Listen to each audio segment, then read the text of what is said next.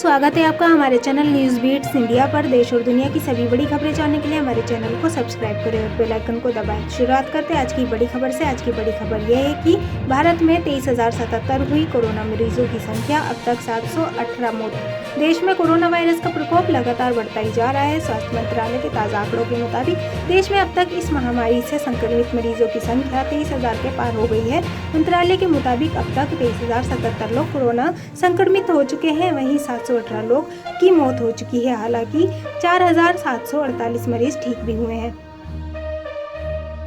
बड़ी खबर यह है कि अमेरिका में कोरोना से मरने वालों का आंकड़ा 50,000 के पार, 9 लाख के करीब मरीज कोरोना से संक्रमित। अमेरिका में कोरोना वायरस से मरने वालों का आंकड़ा 50,000 के पार चला गया है। कोरोना से अब तक अमेरिका में 50,243 लोगों की मौत हो चुकी है। अमेरिका में संक्रमित मरीजों की संख्या 8,86,709 है।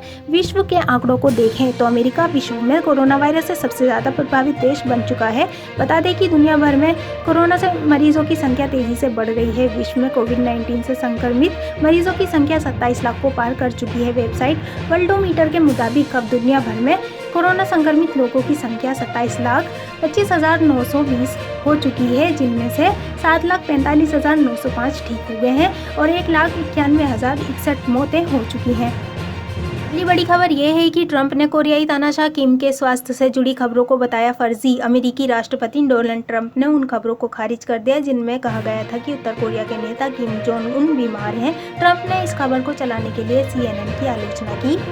ट्रंप ने गुरुवार को संवाददाताओं से कहा कि मुझे लगता है कि खबर गलत है, इस मामले में मुझे बस यही कहना है। अमेरिकी राष्ट्रपति ने कहा कि मुझे पता चला कि उन्होंने पुराने दस्तावेजों का इस्तेमाल किया है। ट्रंप ने इस पर बोलने से इनकार कर दिया है कि किम जोंग की सेहत के बारे में उन्हें सीधे उत्तर कोरिया से कोई जानकारी मिली है। इसके बजाय उन्होंने केबल न्यूज़ नेटवर्क CNN पर हमला बोल दिया, जिसके साथ ट्रंप के कटु संबंध रहे हैं। अगली बड़ी खबर यह है कि भारत में हर दिन तैयार हो रही हैं 1 लाख PPI किट, 104 कंपनियां बनाने में लगी। भारत में कोरोना वायरस से जंग लड़ने के लिए लॉकडाउन सहित विभिन्न प्रकार के उपाय किए जा रहे हैं। सरकार द्वारा लोगों को सलाह दी जा रही है कि वे इस वायरस से बचाव के लिए सामाजिक दूरी का पालन करें और बाहर निकलते समय मास्क का उपयोग करें। वहीं मास्क को लेकर स्वास्थ्य मंत्रालय के एक वरिष्ठ अधिकारी ने बताया कि 2 महीने पहले तक भारत में PPI बनाने वाली एक भी कंपनी नहीं थी, लेकिन पिछले 2 महीने में 104 ऐसी कंपनियां तैयार हुई हैं जो PPI किट का निर्माण कर रही हैं। अगली बड़ी खबर यह है कि केंद्र सरकार के कर्मचारियों का जनवरी 2020 से जून 2021 तक नहीं बढ़ेगा महंगाई भत्ता। कोरोना महामारी से जारी लड़ाई के बीच भारत सरकार ने कर्मचारियों और पेंशनधारकों को मिलने वाले DA में बढ़ोतरी को रोक लगाने की घोषणा की है। जनवरी 2020 से DA में बढ़ोतरी की जो घोषणा हो चुकी थी, उस पर भी रोक लगा दी गई है। इसके अलावा जुलाई में भी DA में कोई इजाफा नहीं होगा। न सिर्फ 2020 बल्कि जनवरी 2021 में भी होने वाली बढ़ोतरी पर पाबंदी लगाने का फैसला किया गया है। यानी आसान शब्दों में कहा जाए तो केंद्र सरकार के कर्मचारियों और पेंशनधारियों के DA में 1.5 साल तक कोई बढ़ोतरी नहीं होगी।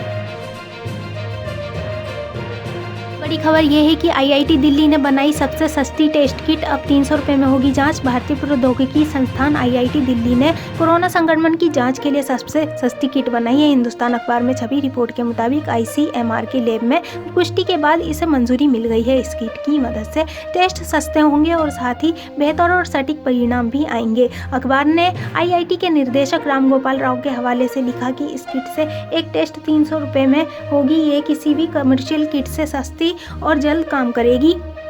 हालांकि इसकी निश्चित समय सीमा क्या होगी ये अभी बताना मुश्किल है। तकनीक को ICMR से पुष्टि मिलने के बाद उन्होंने इसे बनाने वाले शोधार्थियों को बधाई दी है।